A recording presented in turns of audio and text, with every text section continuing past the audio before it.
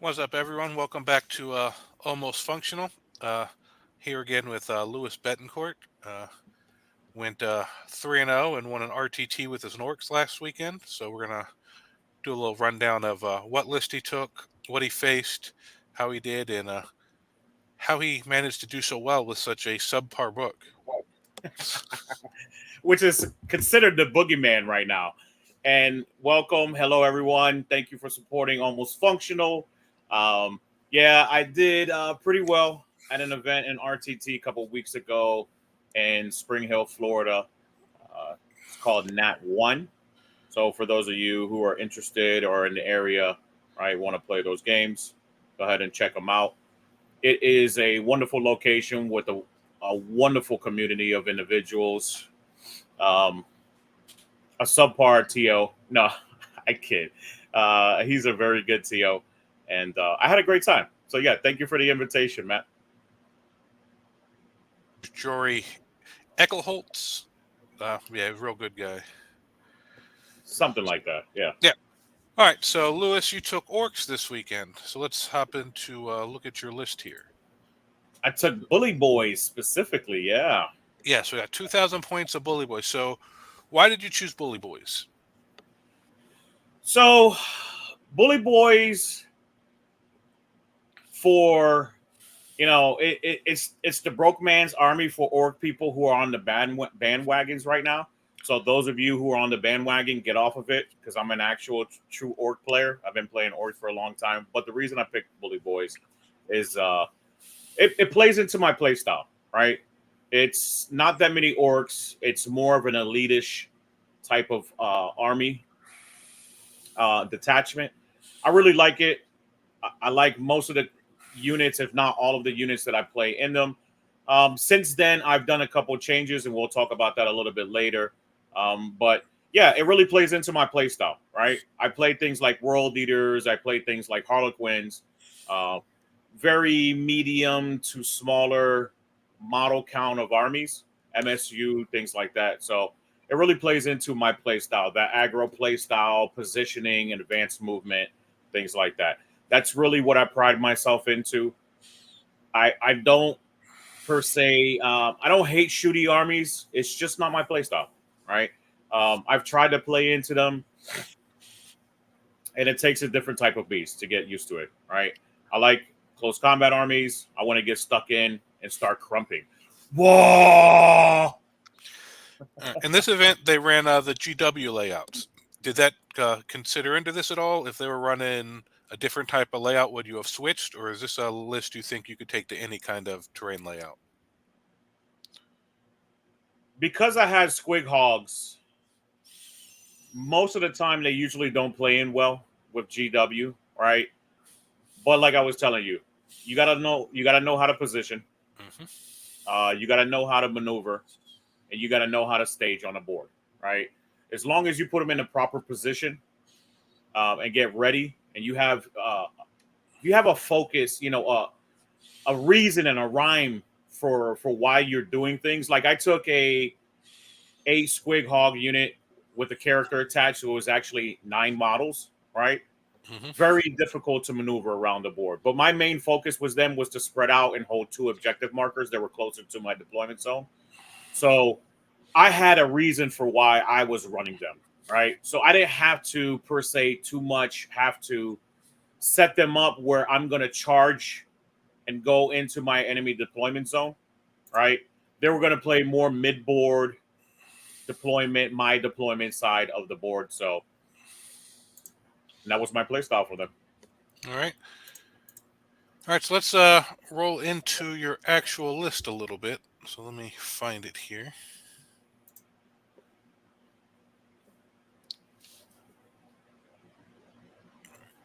Don't like the way it does that. All right, so I have to re-share this. So the sharing on this isn't letting me share across tabs. It's only sharing the one tab. All right, so here's your list. We got the Bully Boys. So why don't you run us down what you have in the list here?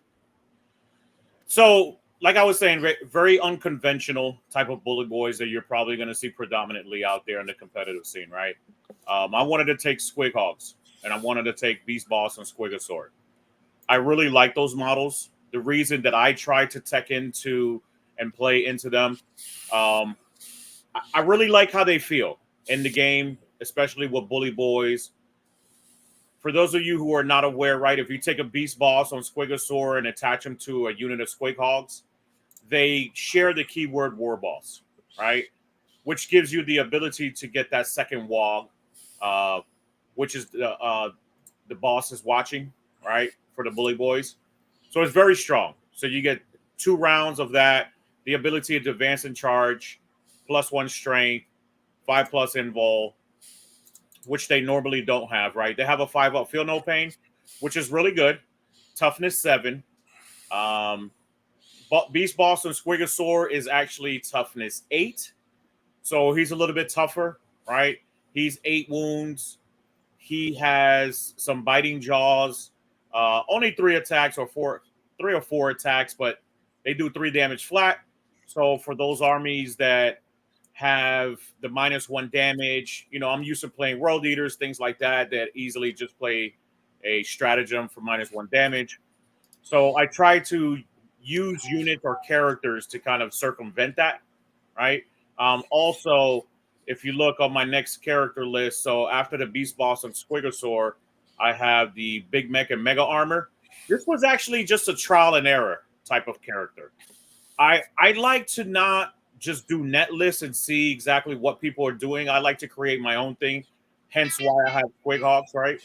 Um, the Big Mech and Mega Armor, 4+ invul for shooting, right? For orcs, especially. So once you've tagged a unit, right?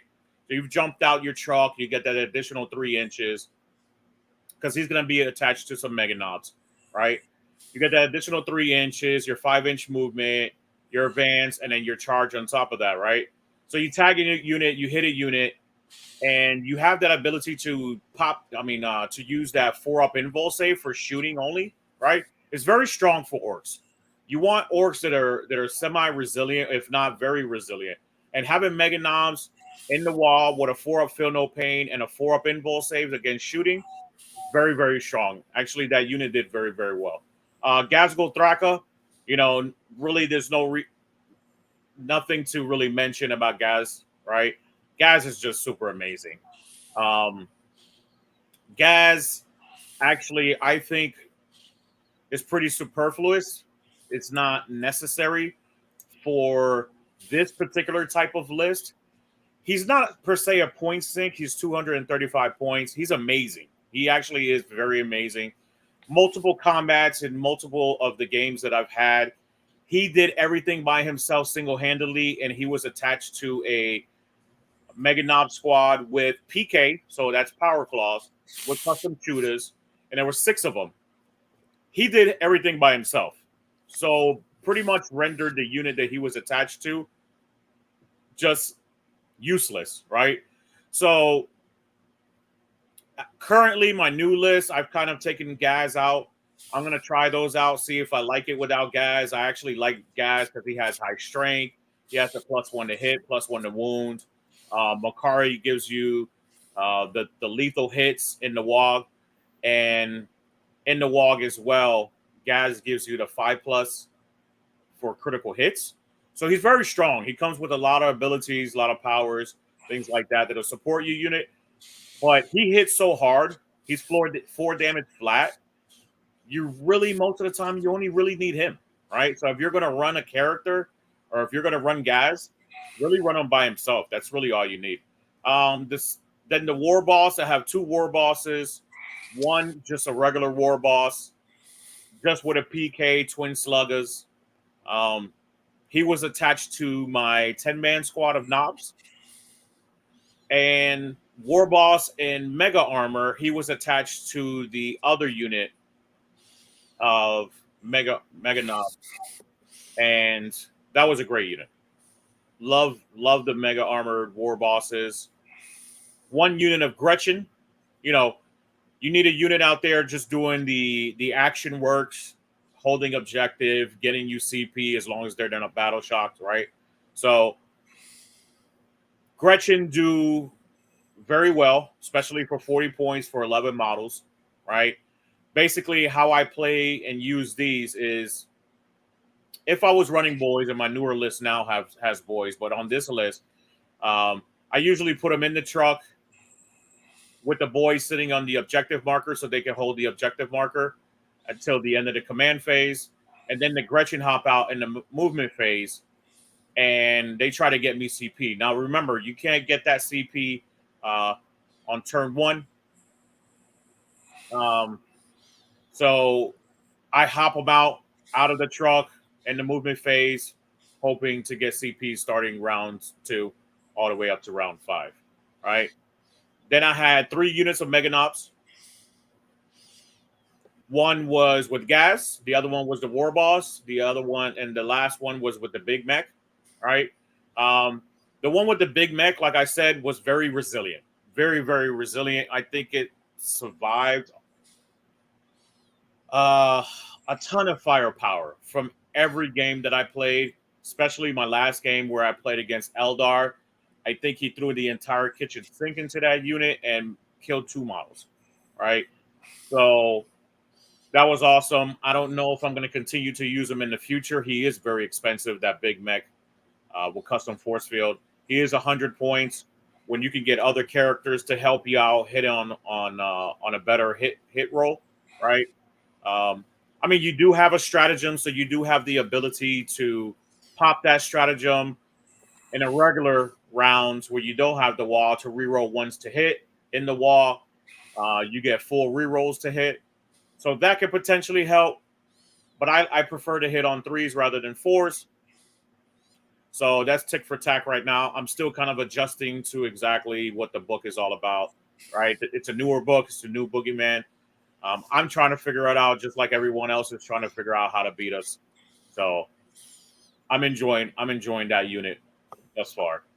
The one with Gazgul, like I was saying, the Mega Noms unit with Gazgul was pretty much rendered useless.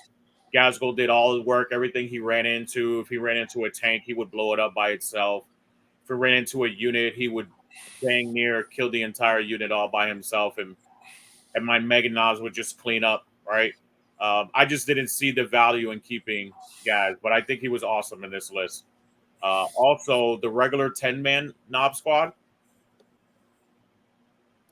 awesome, right? 40 attacks. You attach the Warboss to get 9 attacks on the charge in the wall. So, powerful unit, right? All with PK, so all with power claws. You know, don't hold your breath trying to rely on their, sluggish shooting. They might plink a wound on 2 or on some weaker units. But the real power is in the PK, right? Hitting units 40 attacks with a PK, Warboss giving you +1 to hit rolls. I usually popped the stratagem to get the reroll hits for this squad right here, right? Because I want to maximize everything that I'm doing with this unit, especially with 40 attacks. The attrition, right? I want to make sure that I vaporize anything that I was hitting with them. Their resiliency was horrible. They would die very easily, even with the -1 to wound that they have innately. Remember that -1 to wound has to be a higher strength than their toughness. So a lot of things that were shooting me were maybe bolters or shuriken cannons and things like that. So they weren't really of a higher strength, but attrition, right? Like I talk about attrition with the Ork Knob squad with PK. They had a lot of bullets, right? A lot of the units that I played into, or a lot of the armies that I played into. So I found it to be very challenging to keep them alive. Maybe I just misplayed them, but they didn't seem super resilient as the Mega Nob. So once you start comparing the two, you're like, do I want to keep this units? Now I am definitely keeping them. I only had 1 unit of knobs at that point in time, so I didn't want to proxy anything. It goes against my better judgment. I do have a second unit of knobs now, and I will be running 2 units in the future. I think they're awesome. I think if you have 2 units, 40 attacks each, and you hit something with 80 attacks, not including the characters, I think it's very strong. And I think it's going to delete just about anything in the game. So Squig Hogs. Huh? that second knob squad, that's something you pick up for when you drop gas. Dropping gas and kind of tweaking my list, yeah, because they're 210 points, gas is 235, so it's like a perfect match, right? To kind of drop him to get another 10-man unit, and obviously 40 attacks with PK at strength 10 on the charge, right in the wall. I think it's a lot better than having gas. I could see that. Yep. The Squig Hog boys. One big fat unit of 2 knobs, 6 Squig Hogs, so 8 of them in total. I attached that Beast Boss on Squigosaur into that unit, right? So I can get them the second wall. Like I was saying, I used them very differently and unconventionally than other people would have probably used them. I used them on the premise that I wanted to hold multiple objective markers and to remove, I want to say it's 41 wounds between the unit and the characters. So 18 plus the 8. So 26 plus the 8. Yeah, something within that realm, right? It's a lot of wounds. It's a lot of wounds to remove from all the objective markers. So I wanted them to hold specifically 2 objectives, spread them out. If I had to, do the oval bases where it was on the long ends, right? I would do that to make sure that they stayed in coherency. And I would just sit there. And a lot of people would say, 450 points just to sit there and hold objectives. I think that it had a lot of value. I think that 450 points holding 2 objectives that you're probably not going to remove for 3 rounds holds a lot of value. It's going to get you a lot of points, right? Especially if you're sitting there, right? And they can do the cleanse. They can do any secondaries that you have going on as well. If they're not charging, they're not fighting, right? So I thought that was pretty awesome. And then the Storm Boys. Storm Boys are one of my favorite little units in this list, right? They also help out with what the Gretchen do, what the Squig Hogs do, sort of. And Storm Boys are amazing, right? Storm Boys have the advance and charge with no more penalties like they used to. Take them in MSU units or units of 5. They run out there. They can be very scary with that advance and charge on any turn. And they hit an objective or a unit of an MSU unit that you have just sitting around 5 model count, unit. You hit that unit, you delete it, and now all of a sudden you got behind enemy lines, right? Or you can deep strike them later on. I never actually deep strike them in any of the games. I didn't think I needed to in any of the games that I was playing into. But they played very well into the purposes of what I was using them for. And that was basically hitting the smaller units. They were sitting on objectives, nom, nom, nom, crump, crump, crump, right? Take them off the objective markers and hold it for the rest of the game. And they were usually in locations too, right? Where the enemy armies all the way on the other side of the board. And they had this flanking unit that was just trying to hold it, this infiltrating unit that was trying to hold an objective marker. They took care of business. They really did take care of business. So they were one of the clutch units, definitely, for me, and a lot of the games, a lot of the rounds. So, yeah, that's something I was going to ask you about when I first saw the list. Was the Gretchen and the Storm Boys seemed like you only had like 3 little trash units to do secondaries and stuff, but it seems like you used the Squig Hogs to balance that out, which at first glance I don't think people would expect. No, absolutely, and people wouldn't use that conventionally like that, right? They're gonna think super aggro. They're gonna want to go out there and charge with that. It's not that easy to do that when you're a cavalry or a mounted unit, right? You can't go through ruins, right? Especially with a 9 model count unit, right? Yeah. I mean, trying to do all that, right? You're gonna be in a Death Star, a big ball of death, right? So it's going to be very challenging for you to try to maneuver around. So I didn't use them for those purposes because I knew that would hinder me in the game. So I wanted to throw everything else at you, including the Storm Boys, right? And make sure that I held mid board with the Squig Hogs and dare people to basically come my way. If you wanted to come to my back end or my deployment zone, go ahead. You're going to have to deal with Squig Hogs. Cool. All right. So looks like round one, you went into White Scars. I did.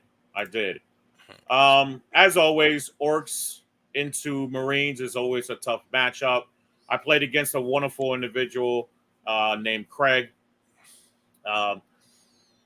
Actually, his first tournament game, he's been playing for a very long time. He does escalation leagues and things like that. But awesome individual. Had a ton of bikes. Had a ton of shooting. In this deployment on Search and Destroy, because the first mission we played was B, right? Yeah, and yeah, I actually got his list right here, so I'll run it over for everybody real quick. He was running Storm Lance. He had a captain in Phobos armor, captain with jump pack, chaplain on bike, chaplain on bike, chaplain on bike, chaplain with jump pack, chaplain with jump pack, librarian in Phobos armor, librarian in Phobos armor, lieutenant in Phobos armor, lieutenant in Phobos armor. So he was extremely character heavy. Was. Then he had three assault intercessor jump pack squads, which I'm assuming had the two chaplains and the captain. Then he had two eliminator squads, three infiltrator squads, which I'm assuming he attached the Phobos characters to, and then three outrider squads, which assuming he had all the chaplains. So pretty much every squad he had, it looks like, pretty much had a character in it. And attached to it. Yeah, absolutely. And it helped him out a lot, right? It gave him a lot of perks, a lot of benefits and things that he was doing. He was actually the best one to deal with my Squig Hogs. It kind of scared me a little bit. He almost deleted the entire unit of Squig Hogs when I tried to hold mid board, right? And we were playing on layout 1. So it's the one with the rectangle, right, in the center, or rather like this, right? So I try to go in there, kind of stage in there, hold the center objective marker that was in the center. And I try to stage between. So I set up between E and F, and I wanted to stage. There you go. I wanted to stage at G, right, and kind of hold that position. I had my Gretchen on A, and I went into G, right? I deployed my Squig Hog unit on F, just right around that edge right there. I wasn't too concerned if he had any shooting angles. There's a lot of wounds in that unit, right? High resiliency, plus they're very hard to deploy because there's so many models. So I wanted to stage them in G. So I ran into G, running over that 2-inch 4x6 right there, right? So they can run all over that without being impeded.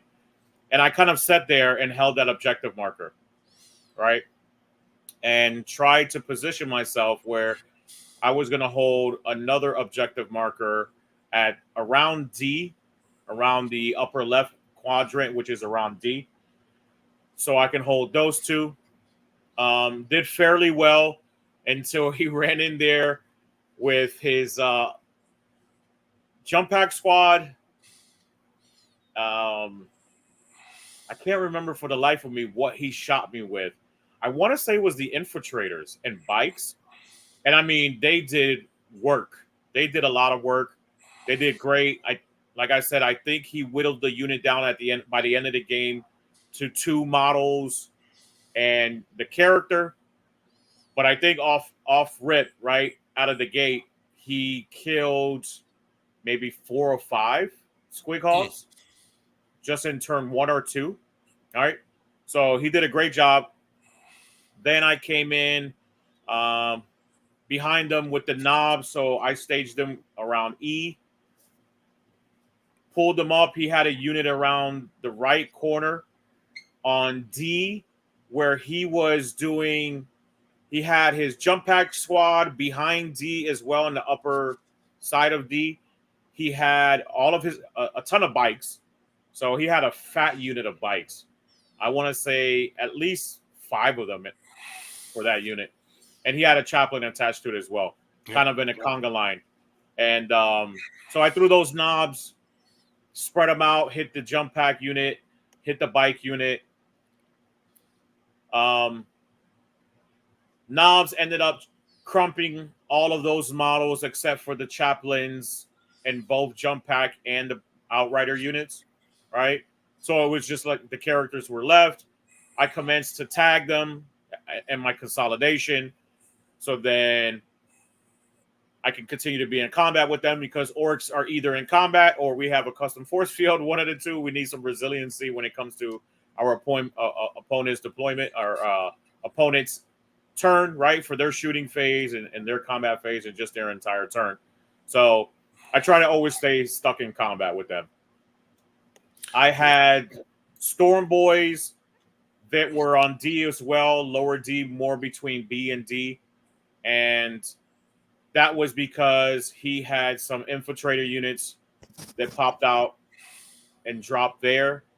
And I wanted to take care of them. There was an objective marker right next to D and B. So it was right between D and B. And I wanted to make sure I took care of that. I also probably shouldn't have spread out so much. I had a unit at F, which was Mega Knobs. Mega Knob unit that actually ran into the bottom right ruin where the F is at, right? Mega Knobs ran into there. He had a unit of jump pack chaplain, infiltrators, things like that. I kind of wanted to take care of them before they can kind of jump into the squig hogs. So I kind of wanted to impede them, right? To going into G and to my quadrant where I wanted to control the game, right? I didn't want to stop him. I mean, I didn't want to allow him to stop me in controlling the game that I wanted to control the game in the manner that I wanted to do it. I wanted to make sure that I was holding A, D, and G's objective marker. So I kind of did it in a triad and a triangle where I held that entire side. I never touched his deployment zone in this game, which is usually very odd for me. But I think he played very well. He had so many models on the board, right, that he put me in a position where I couldn't go over there, and I really didn't need to. He brought a lot of things to me, so I kind of fell back and just wanted to take care of business within those areas. But yeah, that was an awesome game. Shout out to Craig. And then that was a very tight game. Yeah, this was priority targets, so it's you score up to 10 per turn and then 15 at the end. Yep. And then you ended up winning that 78-41. Yep. I'm assuming you took tactical? I did take tactical. Yeah. You take tactical in all your games? Not all of them. 9 out of 10 times I do. Well, I meant this weekend at this event. I did. Right. Even with round 2, and you'll see that once you start talking about that. All right. So round 2, you ended up running into World Eaters. I did. And which my dice cursed me in that game. And this is a really interesting list. It's a meme list. Shout out to James Winder, who we call English James. Wonderful individual. Love this guy. He is a pillar and absolute stellar individual for the community. He had a meme list. Yeah, he had a list. He labeled it Angron and his 3 bitches. So he had Angron. He had a World Eater, Lord on Juggernaut. He had a unit of Jackals, 8-man with leaders, looks like 9 models. 10 models. 10 models. All right. And then he had 3 Lords of Skull. Yep. So looking at this list, I'm assuming he's just trying to kill people and not outscore them. Once he figures once you're dead, then he can score points, I'm assuming is how he plays this. Basically, yeah. It's basically overkill. It's a meme list, right? He wants to make it very challenging for you to try to kill him. It is. It was an uphill battle. Trying to deal with those 3 Lords of Skull. I looked at it and I was like, as a World Eater player, if it would have been a mirror match, I would have felt a lot more confident and be like, all right, I got Angron. Angron will like dunk on one of them. He'll just flip one, right? Yep. And one entire fight phase. I didn't know going into Lord of Skulls with my Orks, Mega Knobs, and things like that how well they would do. Obviously, they did amazing. That was a great game. We actually played on Mission E on this one. Yeah, and that's Taken Hold. That is another Taken Hold and Chosen Battlefield. So it didn't. The TO didn't allow the center objective marker to be chosen to be put down by one of the players. It was actually stagnant, so it was stuck in the center, which I like very much. Yeah, that's the best way to do that. It is the best way to do it. It becomes very balanced, right? It's unbalanced once you have 3 and 2 and someone gets to choose, like, hey, I'm going to put these objective markers in an open. And this is actually the one game that he set up his army or some of his army on the other table edge. You know how you'll go to a table and people will pick one side of the table, right? Yep. People usually don't change, right? Because it's usually equal. Mm-hmm. Well, the way that he placed the objective markers in this one, it took me about 2 minutes to really look at it. And I set mine up where it was spread apart, right? He set his up where they were very close to each other. And I said, you know what? I have a lot more cover on your end, so I'm going to take your side. And I want that roll. That's the thing about setting those up. You got to be careful trying to skew it like that because someone can do that. Yep. And sorry, this was on Sweeping Engagement. I don't actually have the colored layout for it. So this is the wrong deployment marked on this map, but this is the layout they used. Correct. Layout 3. Correct. Yeah, layout 3. We did layout 3 for this one. So yeah. That was it was amazing. It was a lot of fun. So you could deploy on this actual layout a little bit further towards the bottom right? So, a little bit closer towards the bottom right. So I had put a unit of 10 knobs under G. Yeah, around that area. Around that area. The pie is changed. Pie angles changed more like this. Exactly. Yeah, it goes from the center to the edge. So, or almost to the edge. And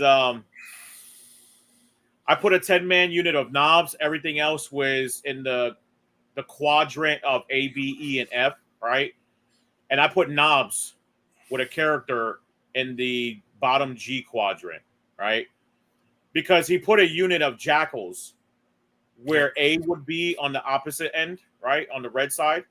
Yep. So he put a unit of jackals and all his Lord of Skulls right where D and G was at. So like right over here. Exactly. And he left the jackals all by themselves.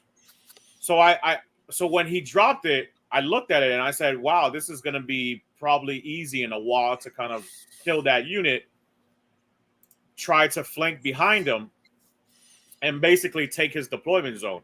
And it worked out, right? I capitalized on his mistake in deployment. I took that unit of knobs, advanced and charge, ended up rolling like a 5 or 6 for my advance and charge on the wog. I did wog the first turn because with 3 Lord of Skulls, I needed 5+ invul save for this. I needed it immediately, right? All of the shooting, tank shock, things like that, close combat. I needed the mega knobs to all have 4 up, feel no pains, 5 up, and vulnerable saves. The unit with the big mech, 4 up, invul save against shooting. So I needed that all immediately. And I needed the knobs to take care of that Jackal unit because I know he was just going to sit there and help Angron out. And just like everything else, because he took a Lord on Juggernaut with the favorite of Khorne, of course, right? Yep.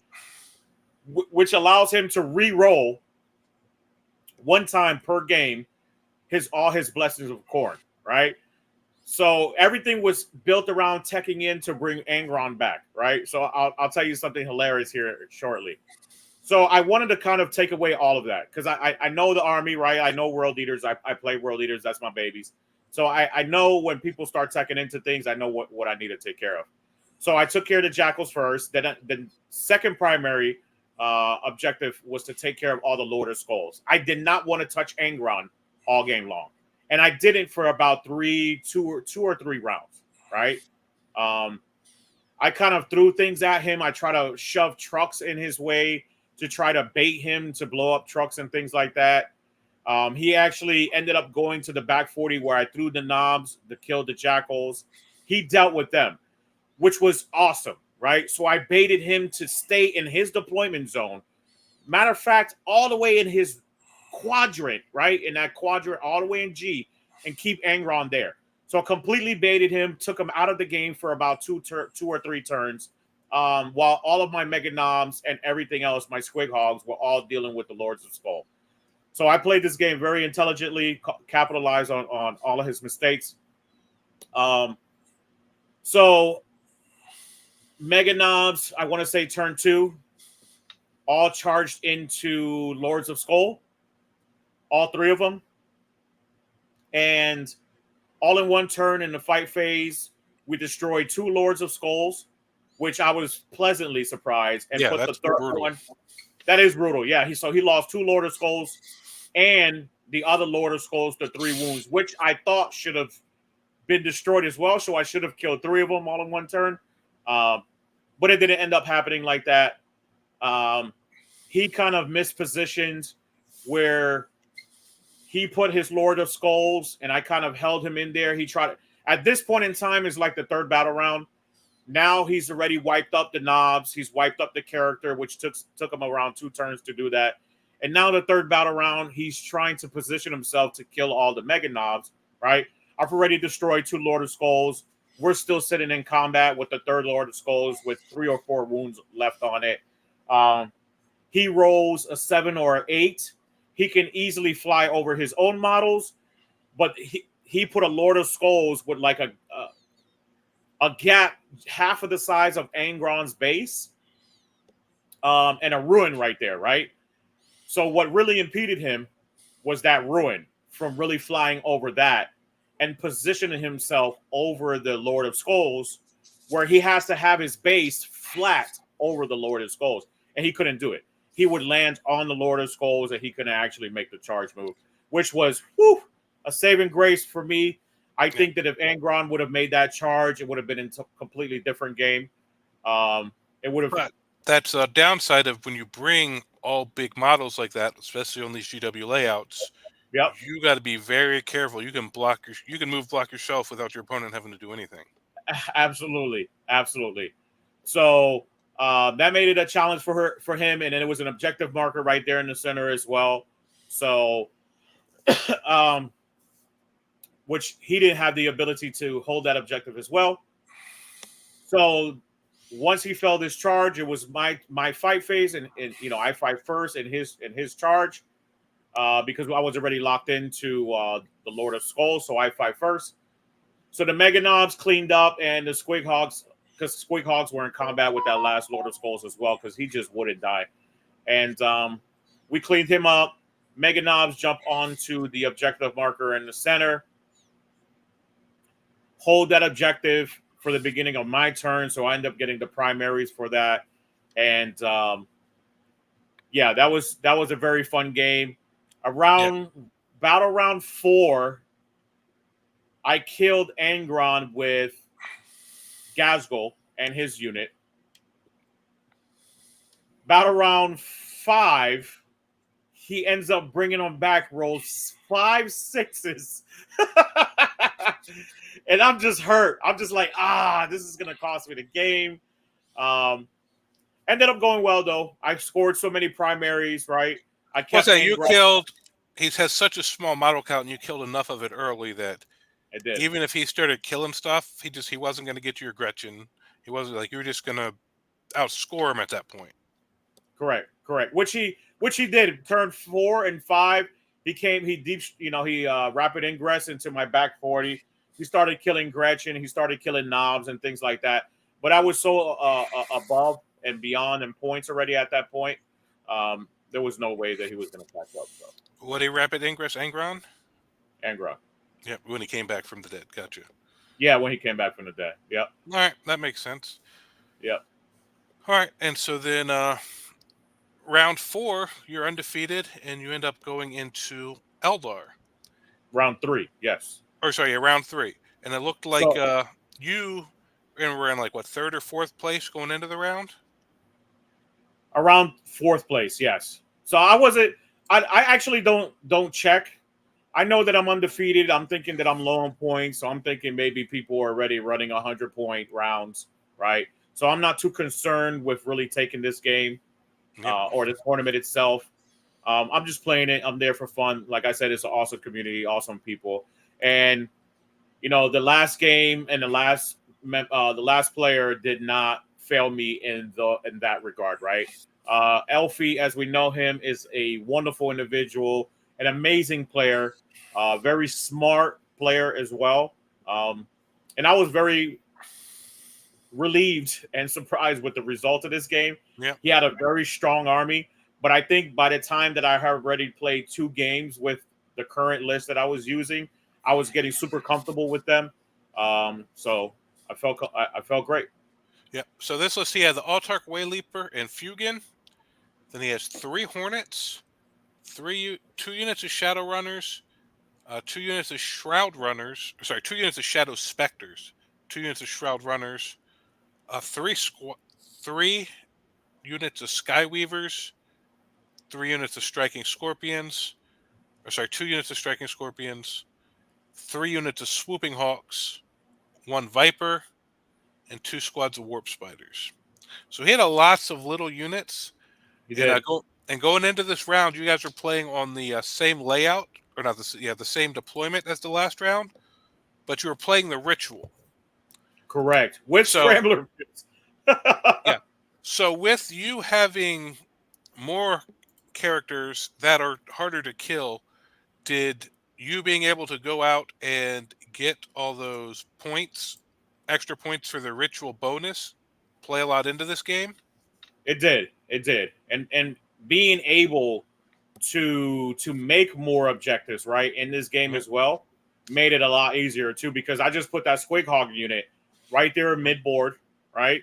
They have a character in it, and they were just dropping objective markers. If it wasn't them, it was the trucks.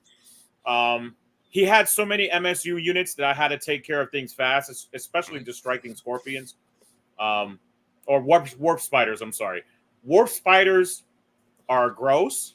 I haven't played into Eldar for a long time. I know the Harlequins because I'm a Harlequin player. Those are my babies, so I know about Harlequins somewhat. But I didn't know that Warp Spiders were that good, right? Yeah. And they had that many shots with D6 shots each, being able to do dev wounds, right? Very, very strong unit. Very, very, very strong unit. And I'm glad. I Huh? just want to point out, I was getting the ritual mixed up with Sites of Power, so characters didn't actually score extra points. This is one where you made objectives. Correct. Yep. I was Which, making objectives. which also I think plays into your favor because Eldar they want to hit and run. They don't want to stick around. So I think it's hard for them to make and hold objectives, especially against a list like yours. Yeah, I don't even think he did anything to my Squig Hog unit. I don't think he even affected that unit. Maybe he killed a model in there. I don't recollect it entirely, but it was very challenging for him to deal with, holding 2 objectives, multiple objectives that I was just creating either from the trucks or from the Squig Hogs.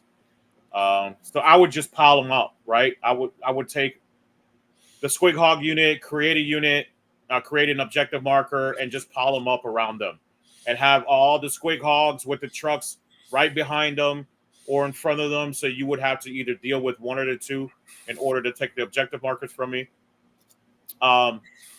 He tried to screen out really well to kind of stop me from doing what I needed to do. The one downside on this mission is that he cannot infiltrate or scout out into any of the objective markers in this mission. So that hurt him. That hurt him a lot. Yeah. And me taking first turn as well hurt him a lot. Yeah, because Especially then you're able to press the middle, and it's really hard for him to come because everything he remove has it. dies easily. Exactly. You And brought. exactly. And Storm Boys, this is where the Storm Boys were very clutch, right? Mm-hmm. Storm Boys would run at units like their Spectres, bikes, anything. They were trying to hit everything on the board. They were super clutch for me. They were making those, MSU units disappear, taking objectives from them. So they were one of my MVPs here. The second MVP unit, first, it's the first MVP unit was the unit with the big mech in it with the custom force field. I shoved that thing. Had a good charge in one of my walks with a good advance as well, and I plugged it basically right into D where the 4x6 and the 10x5 meet at the point, right? He had a bunch of his units in there. He had Fugin. He had, or he at least moved a lot of his autarks and characters into that area as well. He had his bikes. He had his specters around there. So he had a lot of units in there, and I kind of wanted to deal with all of his characters, especially that I pulled Assassinate for my secondary. So I felt it was a great opportunity to kind of deal with all those characters there. I ended up killing, I think, was an Autark. I don't know. I don't remember the name of the character. He had an Autark and he had Fusion. Those are his only two characters. Whatever comes back to life on a 2-up or something like that. That's an Autark, I believe. Or Fugin's a Phoenix Lord. He might. I'm not exactly sure. I'm not 100%. Yeah. Up one of them came back to life. Like I killed him, ended up getting my assassinate points. Only ended up killing one. But I killed him, ended up getting my assassination on that, and tagged everything else around it. And then he commenced to fall back with everything, tried to shoot that unit, and I think he killed a whopping total of 2 models, maybe 3 out of that unit with the character, which left me with still like 4 models over there after all of that shooting. And then he recharged with one of the units that he could do it with, and that unit still survived. That 4+ invul with that 4+ feel no pain and that 2+ save saved my butt. Well, I was saying, because this game ended up 100-18, so it doesn't look like there was probably too many moments in this game where you were worried.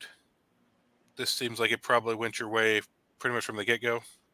Yeah, my own worries, right? Like I've always seen the world as being in a fire, so it motivates me to think a little bit sharper and better in those games.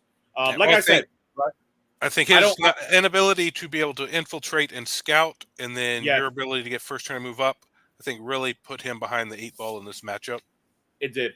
It really hindered his army and what he needed to do in his army. I plugged him into his side, right? Kept him into his end, just like I did with the world leaders, where I try to keep Angron and the Lord of Skulls into their end in their deployment zone. But that was easy because they have just a couple big units. Doing that against the Eldar is a lot more impressive with all those little units. It was very hard. It was very hard to do it, but going first, right, getting the high charge rolls, jumping out of the trucks and getting those additional 3 inches really came in clutch and helped me out. So, yeah, I love this guy. Shout out to Elfie, wonderful individual. We hang out. We're going to be hanging out soon. We're going to go to another tournament soon, hopefully. Great guy. All right, and so with that big score there at the end, you did manage to jump yourself up into first place. I did. And then second place was Slanesh Demons, also 3-0. And then in third place was our boy David Ozawa with Grey Knights at 2-1. Which we call him Thomas, second place. He was my ride-along buddy. He actually took me to the event. So me and him went first and second. Yes. And then he ended up beating David. Right. Which is our bestest bud in the world, right? Yeah. And Dave tanked his score. Dave 79-66. That's a tight game. He tanked his score, which allowed you to jump to first. He did. So yeah, shout out to David. Thank you very much. If David had rolled over for the Demons, you'd be in second. I know. Still would have been happy, but yeah, I would have been in second. Oh no, 3-0 is 3-0, but yeah. Dave came in clutch to help you get first. He did. That's friends helping out friends. He didn't do it intentionally, okay? This is just no, if anyone's ever played David, you know you're if you beat him, you're not getting a high score most of the time. Like You're it's going not. to be a tight. He does not give Very up true. points. Yeah, me and him talked about it after the game, right? Not to go on a tangent, but we talked about it. He misplayed some things in that game, and a lot of people don't bring demons, right? So playing Yep. into demons, it's a little bit of a challenge sometimes, especially if you don't understand them, right? What they do. Yep. And I want to give a shout out here to Kirk going 2-1, ended up in 5th. Kirk's come a long way. He has, dude. Kirk is awesome. I mean, when he first started coming to, well, I don't know when he started playing, but when I first started seeing him down in the St. Pete tournaments, I used to be like, all right, easy win. But Kirk is now somebody like, all right, let's dial in because I can't screw this up. Kirk knows what he's Yeah. doing now. And he's really good now. Like, I mean, and Yeah. Oh yeah. And he's he's always been still one of the nicest guys in the world. sweetest, one of the nicest guys. Yep. I think I try to give him best sport every time he comes to one of my events, right? Like I try to keep it to a minimum where I give people best sport maybe twice a year, right? So everyone else gets an opportunity. Yep. But he's always on top list, man. He's always a wonderful individual. He's wonderful in the game, out of the game, everything. Shout out to Kirk. Yeah, I've never had a bad game with Kirk. Nah, Even when he I've brought never heard of a bad game with him. when he brought like 800 Necrons, I had to try to dig through. He was running. Everybody else running Immortals. Like he just brought warriors and warriors and warriors. One of the first couple times I played him, and I was like, Jesus. Warriors for day, man. Yeah. So yeah, I had fun at the event. Orks, Bully Boys are awesome. I think that I'm gonna start painting up some a ton of boys. I want to get at least 60 boys. I want to start trying out Warhorde, kind of teching into Warhorde as well in a couple of weeks.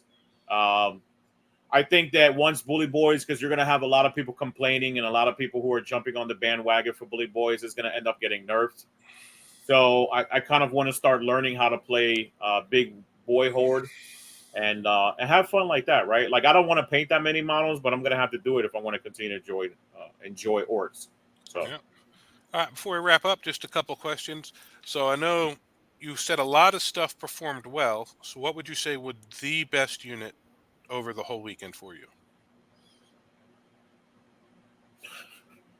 Gasgo, man, he was clutch. Even though I've taken him out of my list, like he cleans up everything by himself.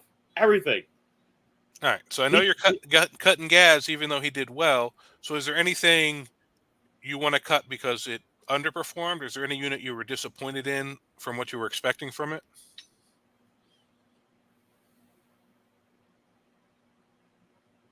I almost cut Knobs. I just think that I misplayed Knobs. I almost cut Knobs out of my list. I didn't want to go full Mega Knobs. I think that's pretty boring. I did cut Squig Hogs out of one of my lists. I think that maybe it's just a me thing and a thing that I like for Squig Hogs, that I'm keeping them around. They might not end up, staying there at the end. They're pretty expensive, especially now that a new list that I have, I'm taking 2 4s, right? 2 units of 4 with a character in each of them. So now I have 2 characters. So it ends up being like 580 points for that. I didn't feel like anything sucked. No. Knobs performed, regular Knobs performed the most poorly in the sense of defense. Well, but they died. But they're going to be because they're not wearing Mega Armor. Yeah, exactly. So that's expected. Yep. All right. Well, is there anything else you want to add? I know you got the Rubicon GT coming up June 8th in Kissimmee that you're running. Absolutely. Absolutely. I wish there was more spots. We actually opened up 4 more spots and it filled up that quickly. We still have like 6 more people who are on the wait list to go to that. Yeah. So you got 54 signed up with 6 on the wait list right now. Yeah. Yes. Yeah. Nice. So we're thinking about just because me and Tim Wright do that. My superhero, right? My guru. We're thinking about just doing a venue next year. If they're going to be this large. Also, I'll have another GT coming up in Hudson area in August. And Crucible, of course, like I always like to plug in, make sure that everyone participates at Crucible September 6th through the 8th.